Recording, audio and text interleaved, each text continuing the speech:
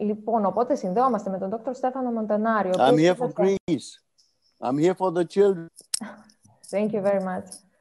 Ο οποίος σπούδασε φαρμακολογία το 1972 με διατριβή στην Μικροχημεία.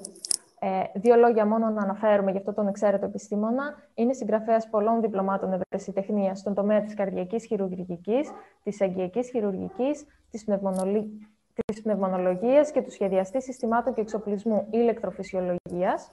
Έχει πραγματοποιήσει επιστημονικές συμβουλές για διάφορες εταιρείες, διευθύνοντας μεταξύ άλλων ένα έργο για την κατασκευή καρδιακής βαλβίδας στην βιολογία. Παρακαλώ να του δώσουμε το λόγο. Can I start? Yes, please.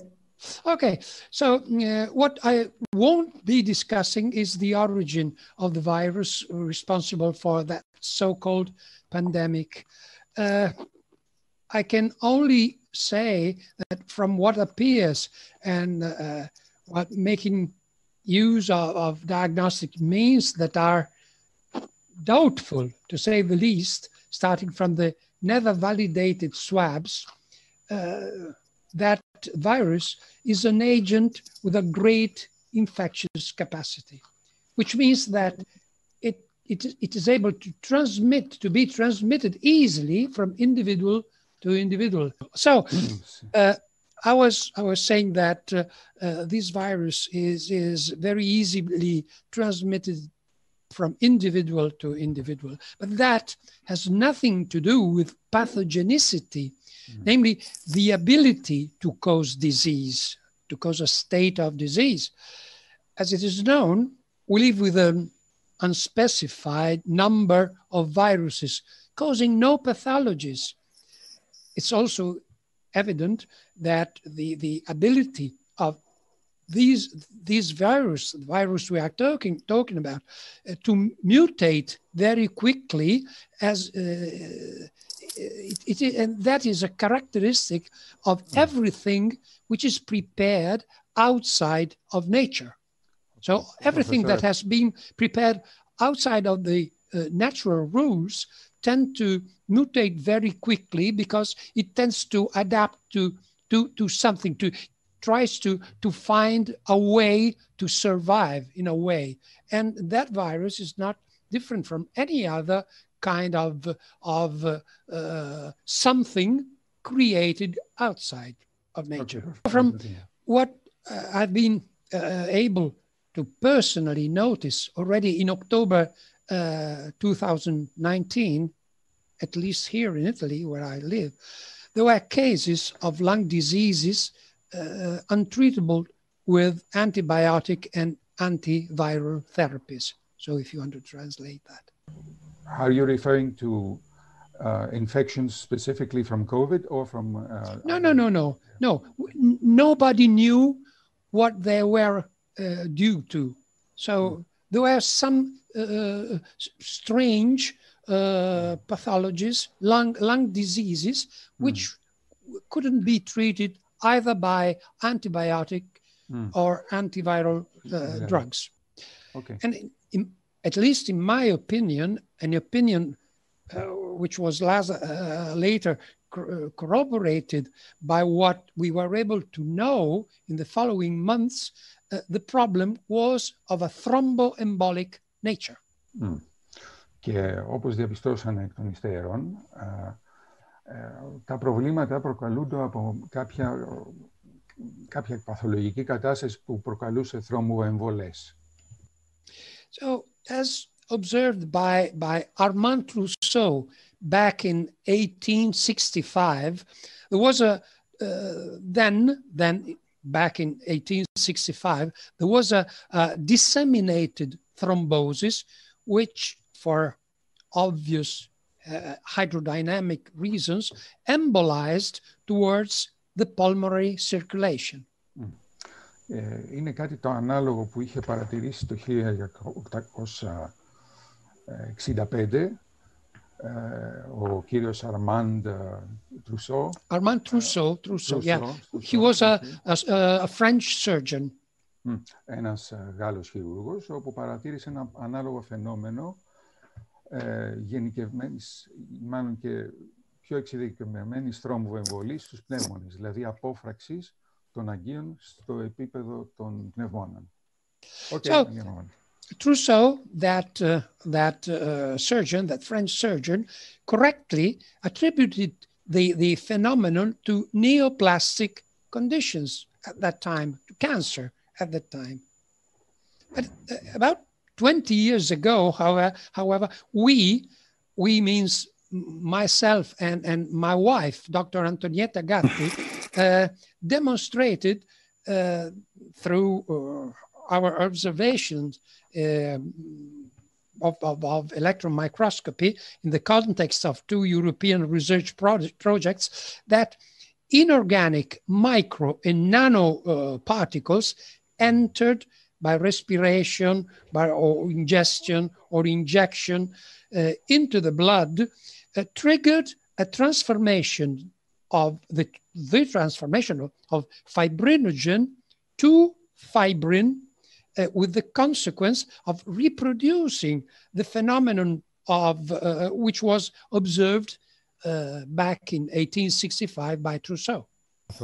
I'm so sorry, I have to go. I say bye to Greece because I have the next lecture in Schweinfurt. Thank you very much for your time. Yeah, you're welcome. I hope for the children, for Greece, and we have to fight for the children. Thank you very much. Thank you. Thank you very much. I have to go. Sorry.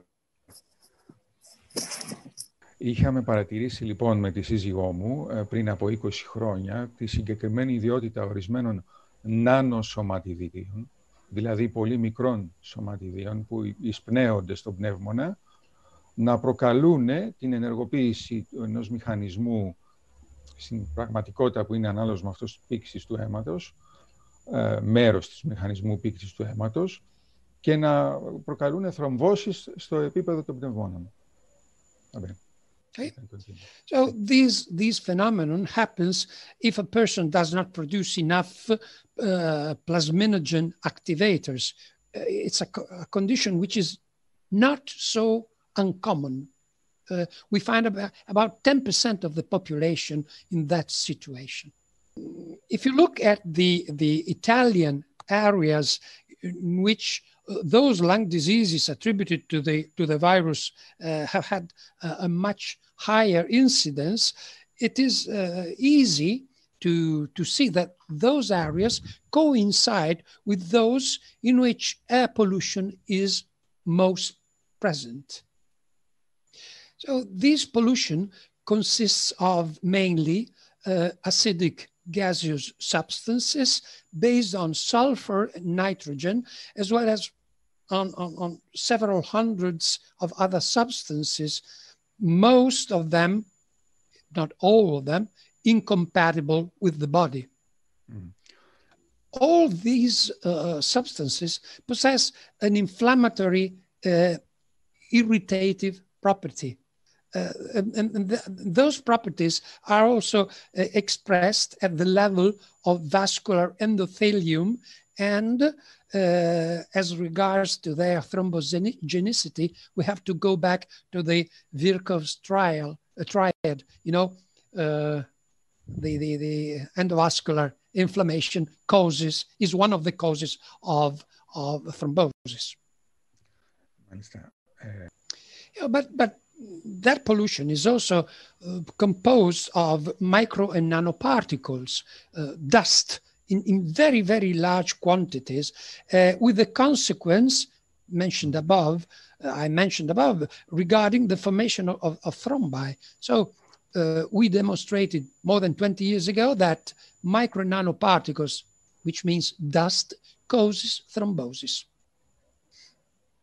So in those areas, there were vaccinations practiced in great excess. And those vaccinations were mainly against influenza and meningococcus.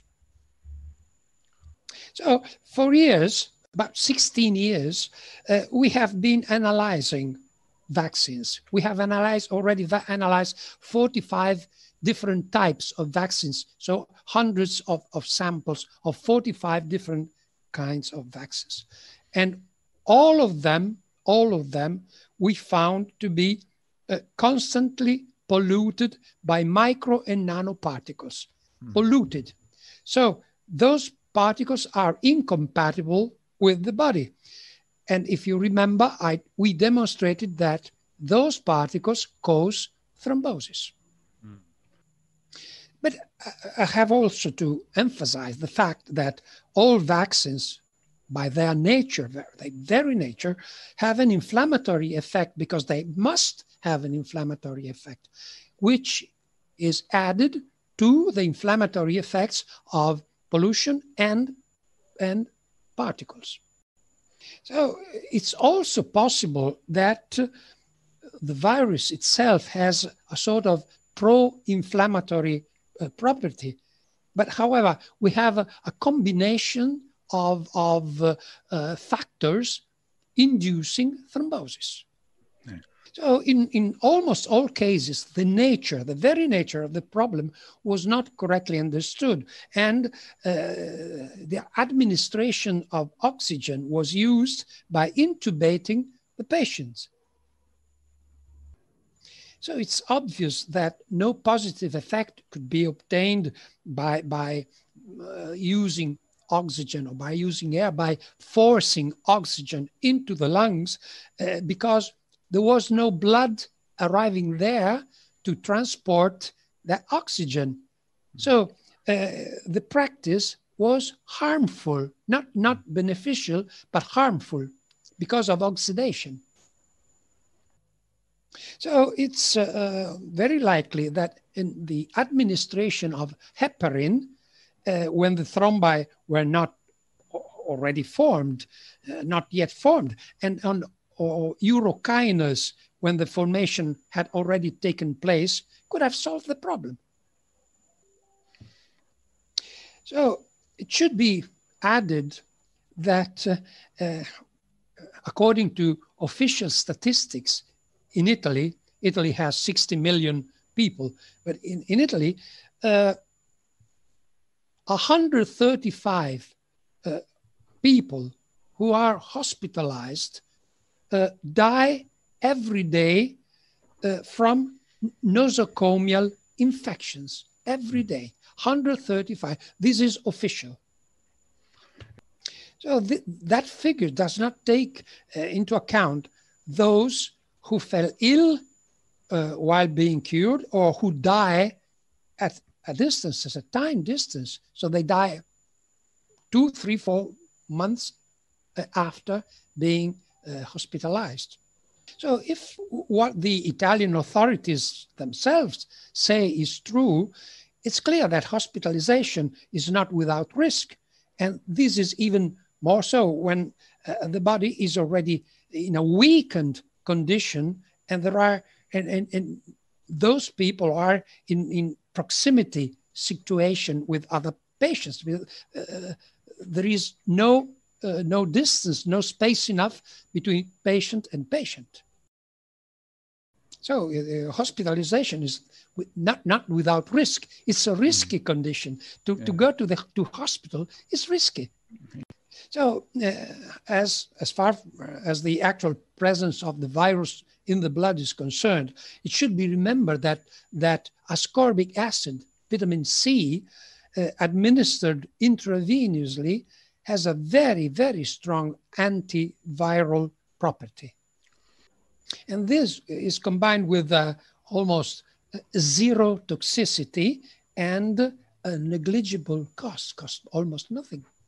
And even ozone administered directly into the blood has excellent antiviral properties, and again, with no toxic effects and almost no cost, a very negligible cost, ozone. And the fact is that they wanted to use antiviral drugs. Those antiviral drugs were preferred regardless of their side effects, which were not negligible at all, their costs, and the fact that they proved to be unsuccessful. So as far as we have been concerned, our laboratory should have analyzed the autopsy findings of the hospital of Bergamo, hospital called Papa Giovanni XXIII. We should have analyzed those findings. So that hospital received the money to be able to reimburse the costs of analysis. And we gave them, as a present, the equipment to perform the autopsies, but they refused now, in spite of having received the money and the equipment, they refused to give us the specimens of those autopsies, those post-mortems. I was so busy fixing my microphone, Dr. Kanjin. Please repeat what you said. Shall I repeat? Yes, please.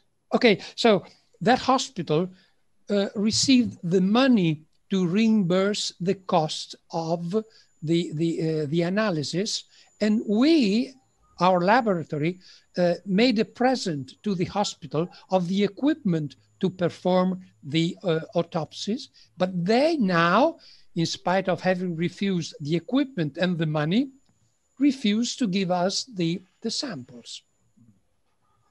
Then, apart from all that, the so-called pandemic was tackled on a social level with a so-called lockdown and with the imposition to wear gloves and masks.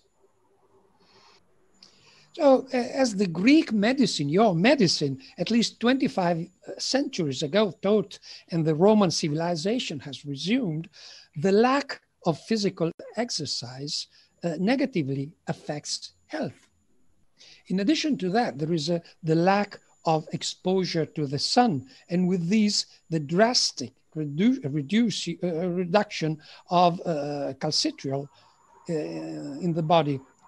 That is the biological active form of vitamin D, which is a prohormone that is essential to the immune system. And we have to add that domestic environment, the domestic pollution is very often higher than the external pollution. So you breathe something that is dirtier than the air outside. And, you know, everybody knows that imprisonment, staying in prison, has a negative effect on the mind. So with all that ensues, all that follows from the health point of view. So as for the use of gloves, they prevent the microbiota present on the skin from exercising its defense functions against bacteria, fungi, viruses, and pathogens in general. And in addition to that, gloves used for a long time, as is often done, unfortunately, become covered with pathogens, and they become a sort of vehicles for the spreading of disease. On top of that, the masks do not have the ability to stop small particles. We dealt with this a few years ago during a study we carried out with the Italian National Research Council of Bologna on behalf of the Italian Ministry of Defense. And in addition to that, masks moisten quickly, very quickly moisten, becoming an excellent medium for those pathogens from which we should be defended. And last, but of course not least, unfortunately, they hinder breathing. They prevent a free breath. So that subject that forces the subjects to reintroduce carbon dioxide into their body, and that the carbon dioxide should be eliminated. So the condition that ensues is hypercapnia and acidosis, with all that follows from hypercapnia and acidosis. So ultimately, even if we accept the concept of pandemic, which in my opinion does not exist, but the situation was faced in a sort of counterproductive way, which aggravated it. So I think I've been too long, so I stop here. Okay. Νομίζω ότι είπα ήδη πολλά, μπορώ να σταματήσω εδώ. Okay. Okay. Have you got questions or? We have some questions. Έχουμε ερωτήσεις από το κοινό. Ναι, we have some questions. Ωραία. Οι τηλεθεατές ρωτούν, χρειάζονται κάποιες διευκρινήσεις για τα προβλήματα που δημιουργεί η μάσκα στα παιδιά και να μας πει αν μπορεί ο κύριος Μοντανάρη, γιατί στην Ιταλία έχει τόσους θανάτους. So, as far as children is concerned, you know, children, like adults, they must breathe air. Air is composed, should be composed by 4 parts of nitrogen and 1 part of oxygen. Carbon dioxide should be present only in a very, very small amount. 150 years ago, we had 280 parts per million of carbon dioxide. Now we are at 430 because of pollution. 430 is an unhealthy condition. The Italian law, but I think it's also what the European laws say, or is that 1,500 parts per million means a very dangerous condition. So you should never exceed 1,500 parts per million. Inside a mask, I mean between nose, mouth, and mask, the small space there is between nose and mask, we have more than 20,000. More than 20,000. So about, let's say, 12, 15 times as much as the dangerous legal limit is. So that is very, very dangerous because this induces acidosis, which is a very, very, it is the optimal environment for cancer. Now, another thing is that those children, and this happens in Italy, has already happened, when they are forced to wear a mask and not enough oxygen reaches their brain, they feel very, very bad, and they lose consciousness. That had already happened here in Italy. So what was the other part? The other question was regarding the amount of people who have been actually contacted with COVID in Italy. Oh yes, well, it's very difficult to answer because here in Italy, if you are affected from cancer, for example, that is COVID. Myocardial infarction is COVID. All diseases have virtually disappeared. It's only COVID. So it's very difficult to, for example, just an almost personal, something that almost personally happened to me. The uncle of a friend of mine died in his kitchen, suddenly died. So it's obviously a stroke or a myocardial infarction. And the doctors wrote COVID in the certificate. So when my friend asked, why do you write COVID? Why? It's evident, which it's not. It's something totally different. He said, we are obliged to do that. We must do that. Otherwise, we have problems. So we must write it. Another thing is that when you are hospitalized with something, and does not matter what, if you write COVID, you receive money from the government. So you have interest. It's your interest to write COVID. So it's impossible to say how many people were actually affected by COVID. Impossible, because all the figures are false. Έχουμε πολλές ερωτήσεις ακόμα. Προχωράμε σε ερώτηση του κοινού. Θέλετε να κάνετε εσείς? Ναι. Τι μικρόβιο είναι αυτό και αν είναι φυσικό ή ο ιός είναι κατασκευασμένος? Well, nobody knows, actually. Nobody knows, because it's almost it's a sort of secret. It's a virus. So it's almost obvious that this is a virus. And these virus mutates very, very quickly. And that means that most probably this is not a natural virus.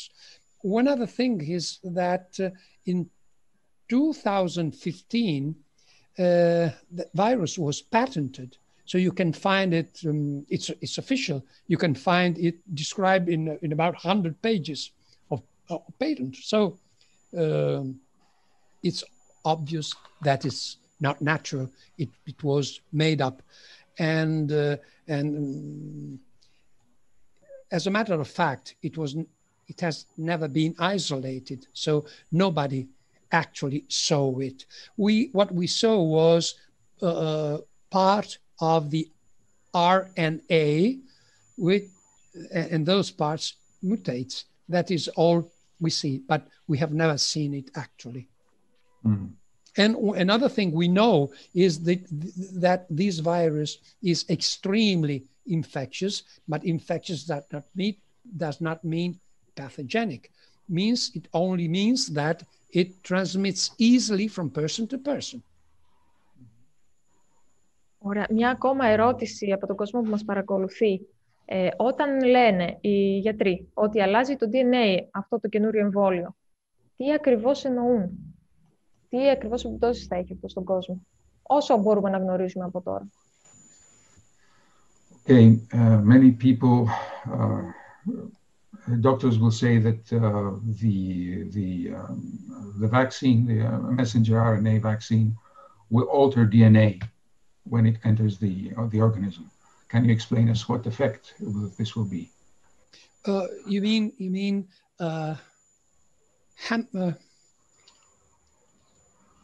what do you mean precisely? The effect of the proposed vaccine. Yeah. Nobody knows. The fact is that exactly. Nobody knows. Because, medicine is not a science. Medicine is much more complex than science. And you see, for science, as far as science is concerned, if it is really science, you can say what is going to happen. Say it in advance what is going to happen. Medicine is much, much more complex. So until you have the evidence that something happens, you are not in a position to guess what's going to happen. So we have to try. We observe the possible monsters. And then we say, there are monsters. Okay. Πολύ καλά. Ευχαριστούμε πάρα πολύ. Μπορούμε να δώσουμε το λόγο στον κύριο Ανδρέα Γιαννουλόπουλο από το στούντιο της Αθήνας, ο οποίος θέλει να κάνει μια παρέμβαση.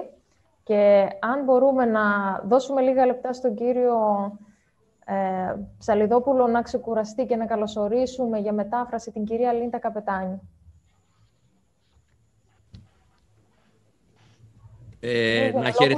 Να χαιρετήσουμε τον κύριο Μοντανάρη. Κύριε Μοντανάρη, σας ευχαριστούμε πάρα πολύ για όλα τα σημαντικά και σπουδαία που μας καταθέσατε σήμερα. Ξέρω ότι ο χρόνος σας είναι πολύτιμος και έχετε άλλες υποχρεώσεις και πρέπει να αποχωρήσετε. Όμως, θα θέλαμε να σας κάνουμε 2 έως 3 σύντομες ερωτήσεις. Πρώτον, γιατί στην Ιταλία, σύμφωνα με τη συνεργασία που είχαμε και με τον διάσημο καθηγητή κύριο Τζούλιο Τάρο, δεν χρησιμοποιήθηκαν, απαξιώθηκαν οι θεραπείες με αντισώματα, οι οροθεραπείες οι λεγόμενες, απαξιώθηκαν οι θεραπείες όπου βεβαίως υπήρχε ανάγκη με ηπαρίνη, απαξιώθηκαν οι θεραπείες με χορήγηση βιταμίνης C, επίσης απαξιώθηκε η υδρόξυχλωροκίνη.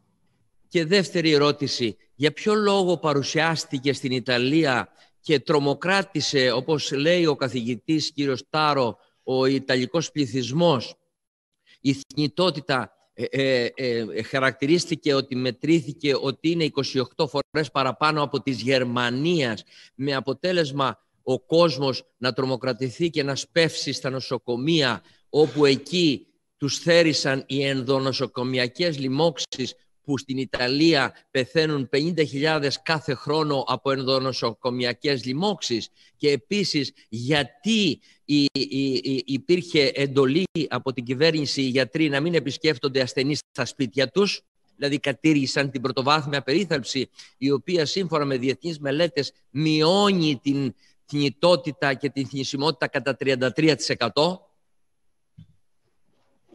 Θέλετε να το μεταφράσω αυτό ή θα το μεταφράσει, ποιος θα το μεταφράσει αυτό? Το μεταφράσω εγώ. Okay. Ωραία, και να σας αποδεσμεύσουμε μετά για την ώρα. Ξέρω τι θέλετε. Okay, we know that your time is very precious, Dr. that you have to leave, but a few more questions, please, if you mind. One question has to do with the fact that many therapies, like the one you mentioned of heparin, or the therapies with vitamin C, or with hydroxychloroquine, or with the administration of serum rich in antibodies, has not been encouraged in the hospitals. You know, I'm not a clinician. I'm not a medical doctor. I'm only a scientist. So I work in a laboratory. I'm a nanopathologist. Nanopathologist means that I work with the pathologies of micro and nanoparticles. I'm discoverer of those pathologies, but I have no access to patients. So I have no clinical experience on that. All I can say is something that I see with my microscope, my electron microscope, but not on actual patients. So I'm not able to answer. Δεν μπορώ να απαντήσω σε αυτήν την ερώτηση. Η κυρία Καπετάνιου μπορεί να συνεχίσει, παρακαλώ. Ναι. Γιατί σας έχουμε καλέσει και σας έχουμε στην αναμονή τόση ώρα. Παρακαλώ, αν μπορείτε να προχωρήσετε. Ευχαριστώ πάρα πολύ. Ένα άλλο μέρος της ερώτησης που τέθηκε πριν ήταν για ποιο λόγο συνέβησαν τόσες πολλές... Oh, I'm sorry. I have to speak in English, right? You can speak Greek and και στα ελληνικά και στα αγγλικά.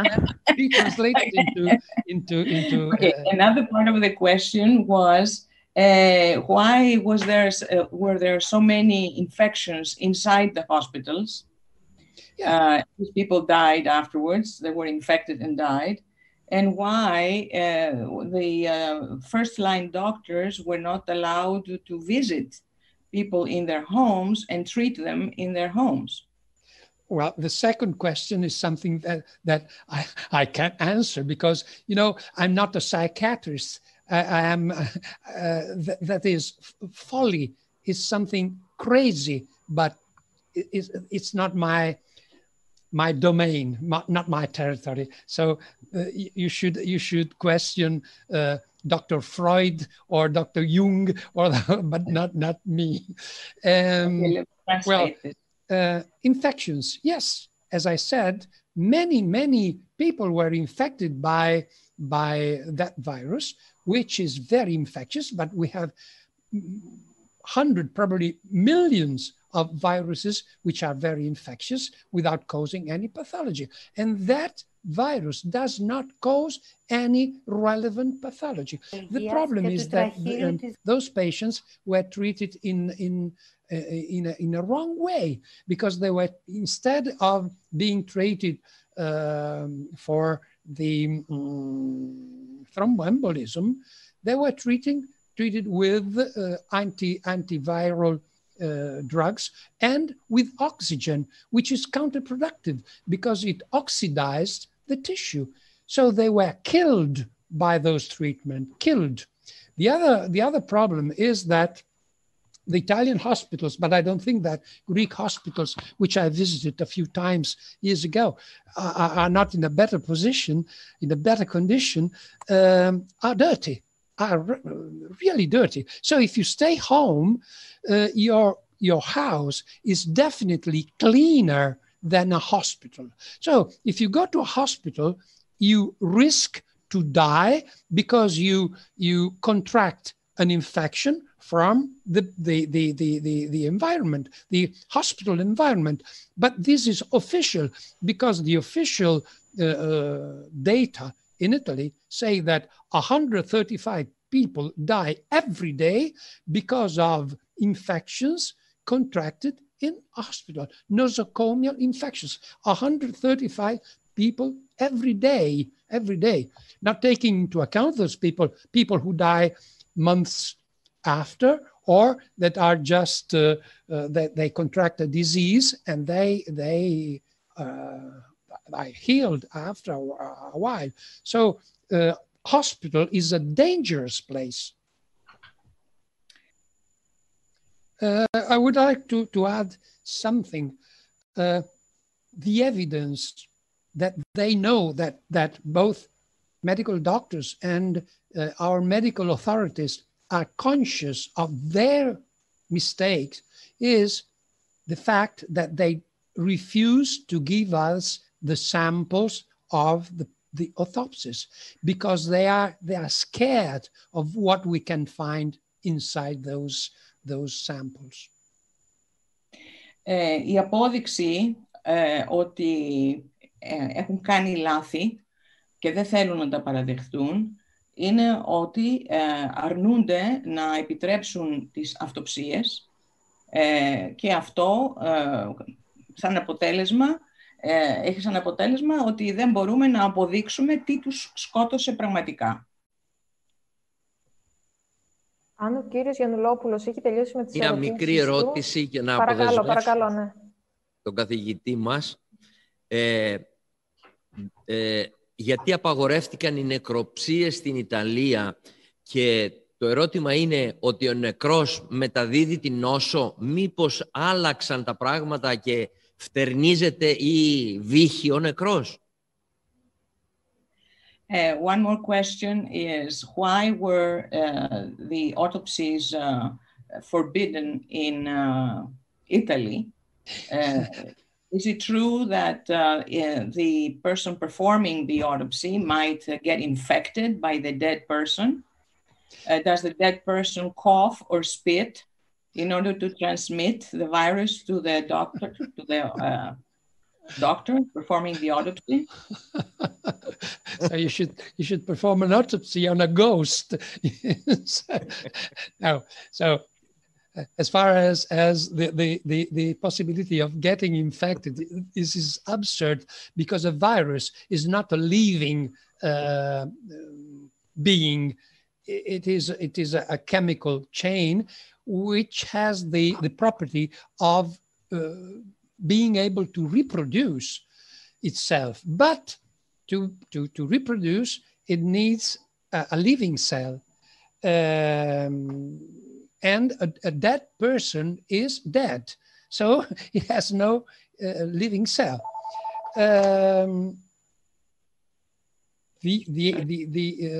So there is no danger to be infected by a corpse.